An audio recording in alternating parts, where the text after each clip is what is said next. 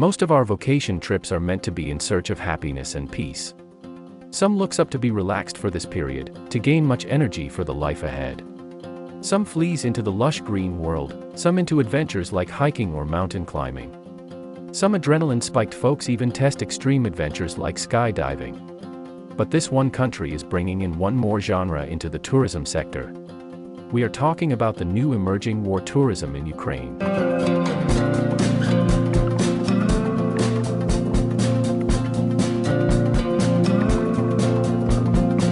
Most of the nations have warned their nationals not to travel to Ukraine amid safety concerns. But here, Ukraine is opening their doors to the world to come and experience war, the sufferings of its people, how the war has changed its cities and life of its common people. Maybe it can be also seen as an attempt to showcase the world that, how this war-torn country is keeping its head high even midst of ruthless invasion. So, you might be thinking now, who will be taking up this offer? Who wants to take up their next vacation into a place where you can expect an air raid or bombings at any point of time? No one, right? But the numbers say a different story. So, what's this war tourism? What can a tourist do in a war-devastated country? Before further kicking in, please consider subscribing my channel if you have not yet done. I appreciate that. Thank you. Back again. When this so-called war tourism was launched last year, like around August 2022, Ukraine faced a cold response in the initial days. But today, over a year into the Russian invasion, more and more people are flowing into Ukraine to experience war. This very attempt has opened new doors in the field of tourism. It's totally different from the conventional tourism idea. Apart from visiting destroyed cities, most of these people find time to take care of wounded soldiers, spend some quality time to help those people who have lost homes in the war, take care of animals stranded by war, and many more. So, we can say it's kind of a mix of curiosity-driven tourism where people can experience the modern war and also a chance to contribute towards war rehabilitation. As of reports till date, it's estimated that almost 112 foreign nationals have lost their life in Ukraine since the start of war. Many have also been reported caught by the Russian forces. But amidst these reports, the number of people coming to experience war is increasing day by day. During the onset of war, many world leaders showed the guts to visit the war-torn cities like Irpin, Bucha, and Kyiv. Started on with the presidential visits from France and Germany, followed by the visits from Finland, Italy, and high-ranking officials from European Union. Also, the most recent ultra-secret surprise visit of Joe Biden. This might have given Ukraine the idea of promoting Visit Ukraine campaign. The Visit Ukraine campaign CEO Anton Taranenko says, "We see that there are a lot of people out there who are curious to know the modern war, to experience war. If you want to see our destroyed cities and brave people fighting, please come now." However, he continues, tourists must understand that no place in Ukraine is entirely safe, albeit having a guide would help reduce this. Ukraine is rising again, people are coming back to cities, municipalities are starting to rebuild, cities are recovering from the horrors, and there are 1 million foreigners in the country.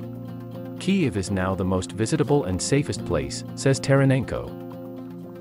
Anyone can visit the website of Visit Ukraine and get tickets for their next vacation. There was immense support from the tour operators within Ukraine, which has led the government to agree to this plan. Insurance and guide support are given to all visitors backed by Ukrainian government. People are mostly taken to relatively safe places in Ukraine where there are no face-to-face standoffs and low attacks. People were allowed in cities like Kyiv, Lviv, Odessa. In Kyiv, one can see breathtaking views of weapons captured from Russia. People also visit the underground metro stations, which initially served as the bomb shelters during the onset of war. There are also 360 view presentation galleries of destroyed cities in Kyiv. These are stunning visuals from the destroyed cities like Irpin, Bucha, Borodyanka, and Harenka. These are the places that was destroyed on air raids on the initial days of the war. The amount collected from these foreign nationals goes into the rehabilitation of war refugees. Ukraine has declared some of its cities as brave cities, and the war tourism is mostly around them. These are the cities where the attack was so fierce during the onset of the war. They are called brave cities as they have resisted the Russians, and as of today life is almost normal here. Many of them are tag-named like Strong and Invincible Bucha and Irpin, Indestructible Kharkiv, Unconquerable Mykolaiv, and many more. All tour groups are accompanied by capable tour guides who are trained professionally. These guides describe the group about the war and its furies on every spot. When the war tourism was launched last year, 150 foreign nationals registered in the first month of August. This is in contrast to the numbers before invasion. Ukraine clocked almost 1.5 million before the war.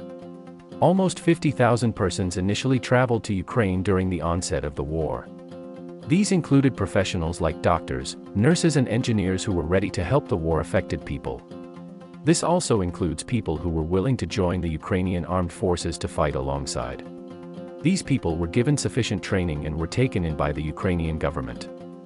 But in the recent months, many people are expressing their interest to visit hot grounds of war where the fight is intense. This has started a new dimension in the war tourism, which is called the hot war tourism. Most of the nations in the world had operated special missions to bring back their nationals during the invasion days.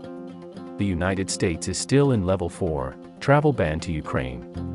But still Ukraine is experiencing an inflow of foreign nationals. As per reports, in the United States, many are applying for war tourism. Even though there is a travel advisory of not to travel, adventure seekers are all excited. These people are asked to declare that they are traveling willingly to the State Department and are asked to keep in regular contact with the relatives. Also, as all civilian airports in Ukraine are still closed, most of these nationals need to land somewhere in the neighboring countries of Ukraine and cross into by roadways. There are several mandates that are expected to be followed if you are planning for this war trip. Every traveler should be having the Air Alarm mobile application, which provides beforehand warnings of air attacks. They are bound to follow the curfew rules and should always possess identity-proof documents. There is also a ban in photography of strategic places and military convoys. On taking a closer look into the one-year invasion of Ukraine, there is no much gain on either sides. The Russian forces has almost pushed out of the boundaries by strong Ukraine resistance. When the world heard of the Russian invasion back in year, everyone believed that it will be matter of days or weeks. Ukraine will fall into the Russian hands easily. But a year down the line, there is no much gain on either sides. Also, it's important to note that Ukraine has taken back most of the captured cities from the Russians.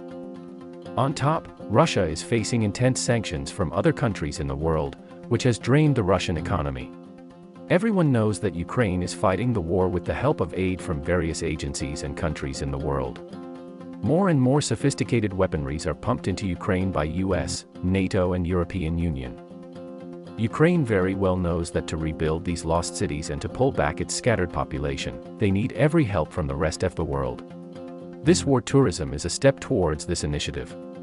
People are welcome to see the war-devastated country and thereby making sure the world sees them. Many organizations are also funding in huge scale to war rehabilitations. We can hope for the day when both the sides agree to sign a deal to end this war. A day when these lands are taken back to its former glory. Hope this day comes soon. What are your comments on the rising war tourism in Ukraine? Please do let me know in the comments.